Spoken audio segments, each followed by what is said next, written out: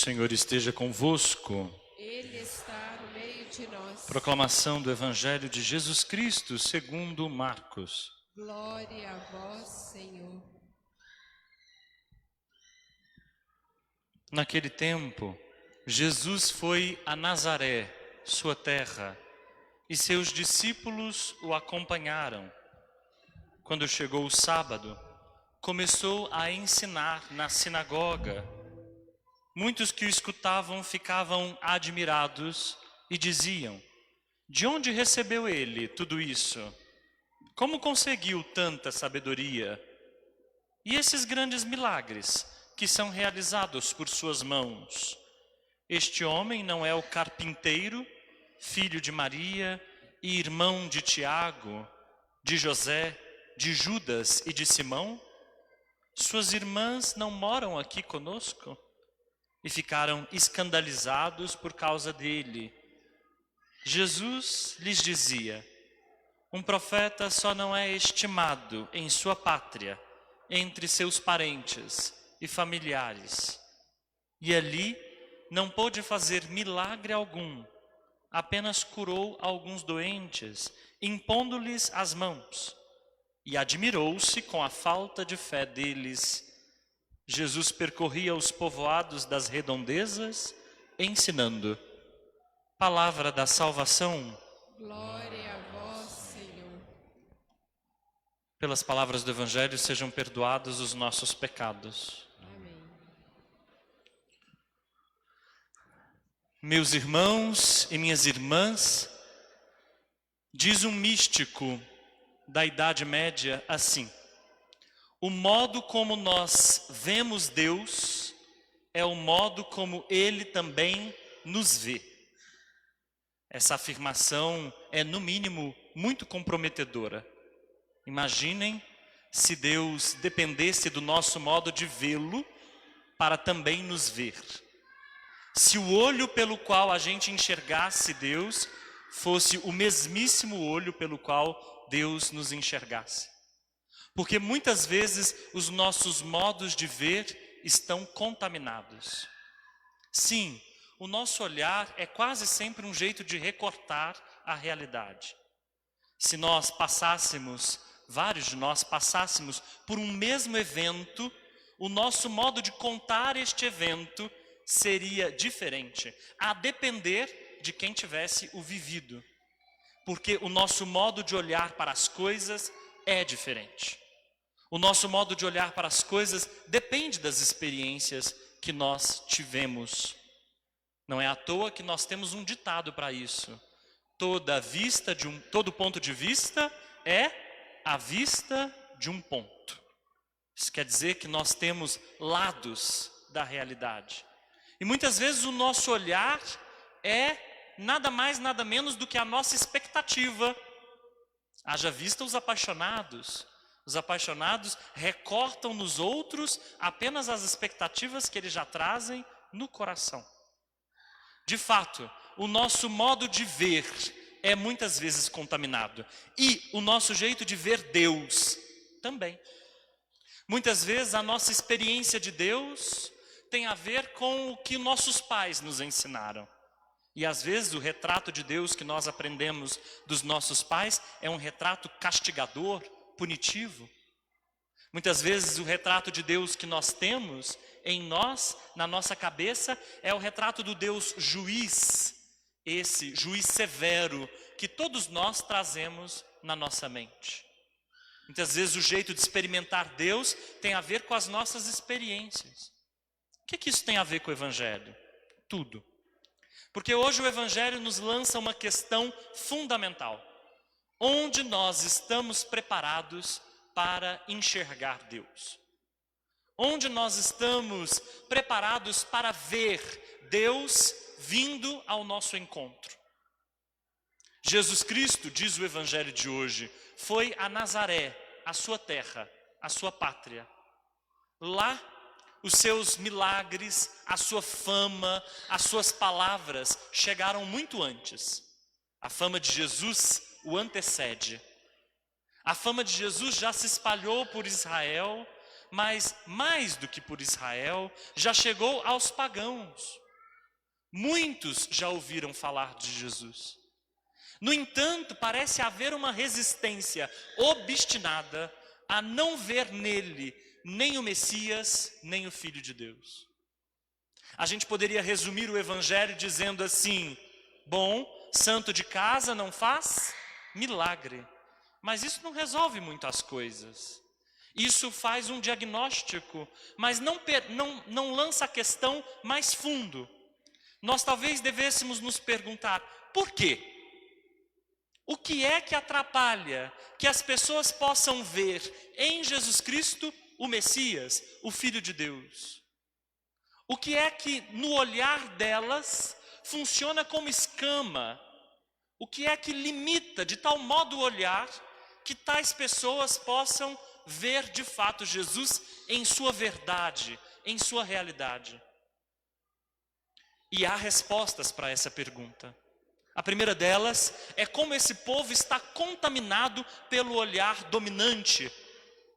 Para o olhar dominante, Deus virá, o Messias de Deus virá, mas ele virá como alguém forte, não como alguém fraco. Ele virá como alguém poderoso, não como um pobre da terra. Ele virá dos centros do mundo, não das periferias de Nazaré. Ele virá talvez da casta sacerdotal, não como um leigo, como é Jesus Cristo. Jesus Cristo não é sacerdote. Ele virá como da estirpe dos reis. E Jesus até faz parte da estirpe de Davi, mas não é dado aos tronos, às glórias desse mundo, aos reinados desse mundo. Parece que Jesus não combina com a imagem que o povo já traz dentro de si, com o jeito que eles aprenderam a procurar, pelo olhar, Deus vindo até nós. E isso é altamente comprometedor também para nós. Onde é que nós andamos esperando Deus? Porque às vezes nós andamos esperando Deus aparecer no grandioso, e Deus aparece no simples e no cotidiano. Às vezes nós procuramos Deus no sacrário, nos milagres, nos sinais. E Deus pode até se revelar aí, mas Ele se revela sobretudo no rosto dos pequenos, dos simples, daqueles que nós desprezamos. Nós queremos escutar Deus falando ao nosso coração, mas muitas vezes Deus se fala e fala através dos irmãos que nós desprezamos. Nós queremos um Deus grandioso, mas Deus se revela no pequeno. Queremos o Deus da eternidade, e Deus aparece no tempo. Queremos muitas vezes esse Deus pintado com as cores de alguém que está longe, mas Ele se avizinha de nós. Tantas vezes nós podemos perder Deus que vem ao nosso encontro, porque estamos com os olhos cheios de escamas, porque nossos olhos recortam um jeito de pensar Deus que não combina com o Deus de Jesus Cristo. Muitas vezes nós estamos esperando o Deus juiz, e ainda bem que esse Deus não vem. O Deus que vem é o Deus misericordioso em Jesus Cristo. Notem, talvez seja preciso a gente se perguntar: qual é o nosso jeito de ver Deus? Essa é a pergunta que talvez todo mundo devesse levar para casa hoje, porque o nosso modo de ver Deus muda o nosso jeito de experimentá-lo. Quem for capaz apenas de ver Deus como um Deus punitivo e castigador, só será capaz de experimentá-lo assim. Quem for capaz de ver Deus só como Deus glorioso e triunfante, vai esquecer os fracos e crucificados. Quem for capaz de ver Deus apenas como um moralista, vai ficar preocupado apenas com seus próprios pecados. Cuidado, o jeito de ver Deus muda tudo. O povo de Jesus, os conterrâneos dele, ficaram admirados. Prestem atenção nessa palavra. Admirar. O que é isso? Admirar é lançar a mira, lançar o olhar. Mas lançar o olhar aqui não serviu para convencer os conterrâneos de Jesus. eles o desprezam. E o desprezo vem com essas palavras: de onde veio tanta sabedoria? Quem deu autoridade para que ele fizesse tais milagres? Ele não é o filho de Maria? Esse é um jeito de chamar alguém para desonrá-lo. Nós temos muito respeito por Maria, mas na época de Jesus, chamar alguém pelo nome da mãe é um jeito de desonrar essa pessoa. Tanto é que as pessoas são identificadas pelo nome do pai. Assim, João, filho de Zebedeu, o cego, filho de Timeu, Bartimeu. Nós somos sempre identificados pelo nome do pai. De repente chamar Jesus, esse aí não é o filho de Maria? É um jeito de marcar um desprezo contra Jesus. Esse desprezo revela que, na verdade, esse povo não tem o olhar aberto para enxergar o Cristo. E Jesus Cristo também vai admirar-se da incredulidade desse povo. Hoje há no Evangelho um convite à fé, um convite embutido à fé. A fé não chega só pelo ouvido, ela chega também pelo nosso modo de ver. A fé é uma relação com Jesus.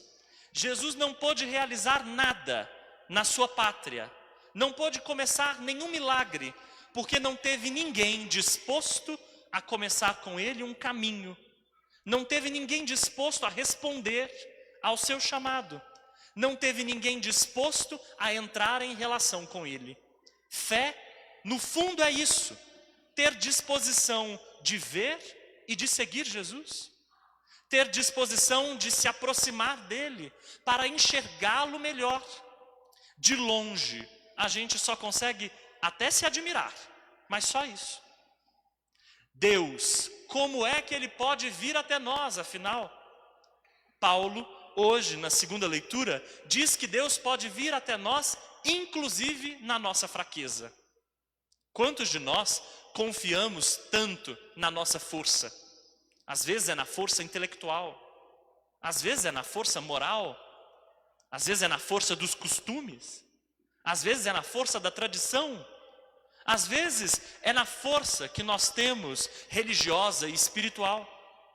Mas para Paulo, Deus pode se comunicar conosco e chegar até nós, até mesmo quando nós somos fracos. Vocês já viram que a gente pinta um Deus que foge de nós quando a gente é fraco, não é assim? Quando a gente erra, quando a gente cai, quando a gente experimenta os nossos limites, o que a gente sente? A gente aprendeu a olhar assim, como se Deus fugisse para bem longe de nós, virasse as costas para nós. E é bem o contrário que Paulo está narrando aqui. Deus, na verdade, é alguém que mora na nossa ferida, habita a nossa fraqueza, e é a partir da nossa fraqueza que ele também revela a sua força. Deus escolheu os fracos para revelar a sua força. Estejamos abertos a este Cristo, estejamos abertos a este Deus, dirigindo-lhe um olhar são. É Jesus Cristo mesmo quem nos ensina. E hoje o Salmo também nos ensinou isso. Vamos cantar mais uma vez a resposta do Salmo, que diz bem sobre o nosso olhar. Os nossos olhos estão fitos no Senhor. Tende piedade, ó Senhor, tende piedade. Vamos cantar juntos? Os nossos olhos estão fitos no Senhor. Tende piedade, ó Senhor, tende piedade. Acho que vocês aprenderam, né? Vamos mais uma vez então. Os nossos olhos estão fitos no Senhor. Tende piedade, ó Senhor, tende piedade. Estão mesmo os nossos olhos fitos no Senhor? Fitos nesse Senhor que é capaz de ser misericordioso para conosco? Se os nossos olhos forem capazes de ver este Deus misericordioso, é assim que Ele também vai nos olhar, com misericórdia. Amém.